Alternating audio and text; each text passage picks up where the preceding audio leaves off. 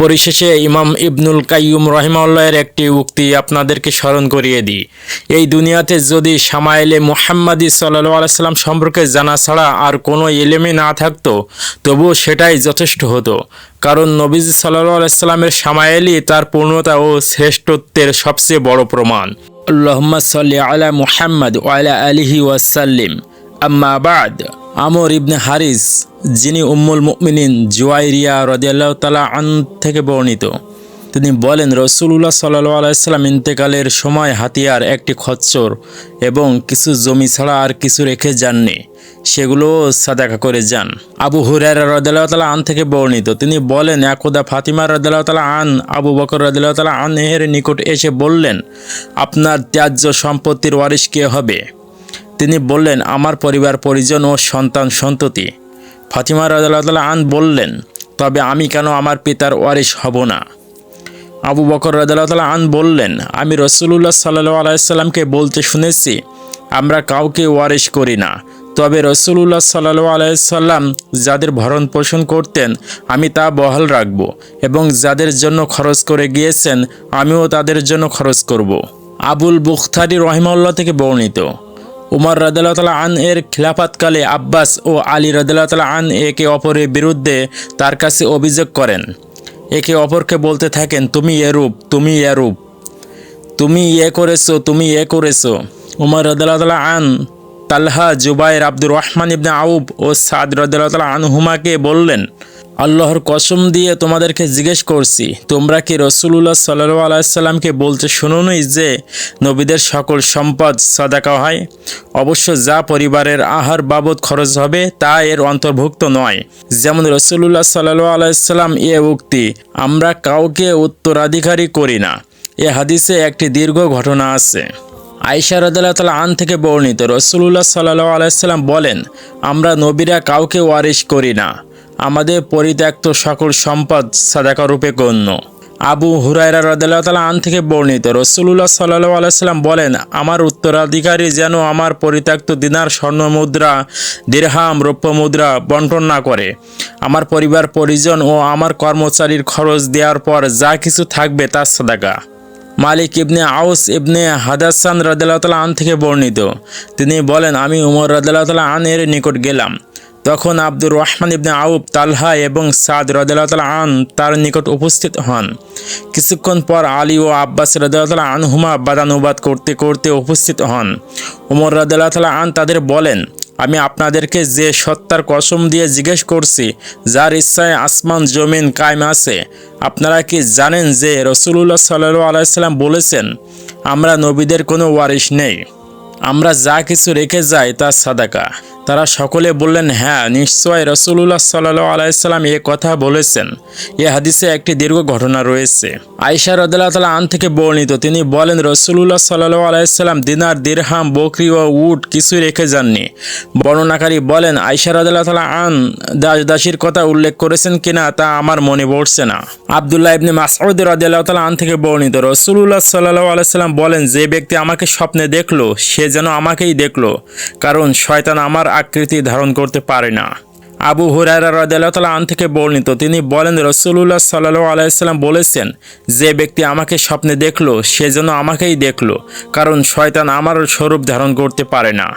আবু হুরায়রা রাদিয়াল্লাহু তাআলা আন থেকে বর্ণিত, তিনি বলেন, রাসূলুল্লাহ সাল্লাল্লাহু আলাইহি সাল্লাম বলেছেন, যে ব্যক্তি আমাকে স্বপ্নে দেখলো সে যেন আমাকেই দেখলো, কারণ শয়তান আমার আকৃতি ধারণ করতে পারে না।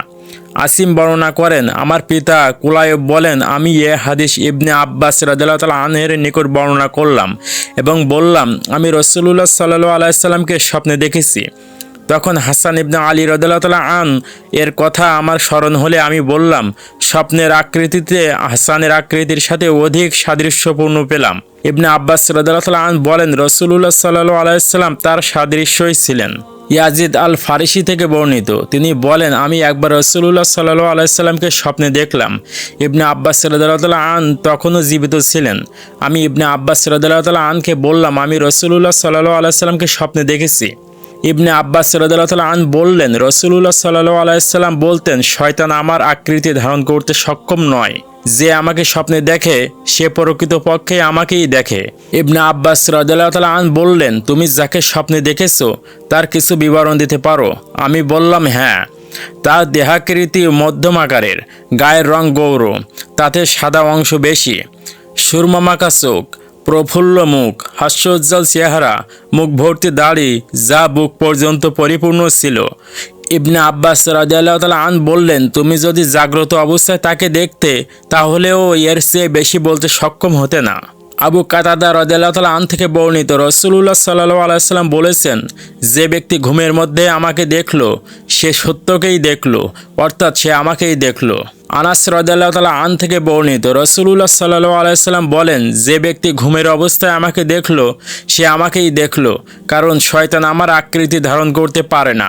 তিনি আরও বলেন, মুমিনের সত্য স্বপ্ন নবুয়াতে 46 ভাগের 1 ভাগ। মুহাম্মদ ইবনে আলী থেকে বর্ণিত, আমার আব্বাকে বলতে শুনেছি, তোমাকে যখন বিচারকের পদে অভিষিক্ত করা হয় তখন রিওয়ায়াতের অনুসরণ করার চেষ্টা করো। ইবনে শিরিন রাদিয়াল্লাহু তাআলা আন থেকে বর্ণিত, তিনি বলেন, হাদিস শিক্ষা করা দ্বীনের অন্তর্ভুক্ত।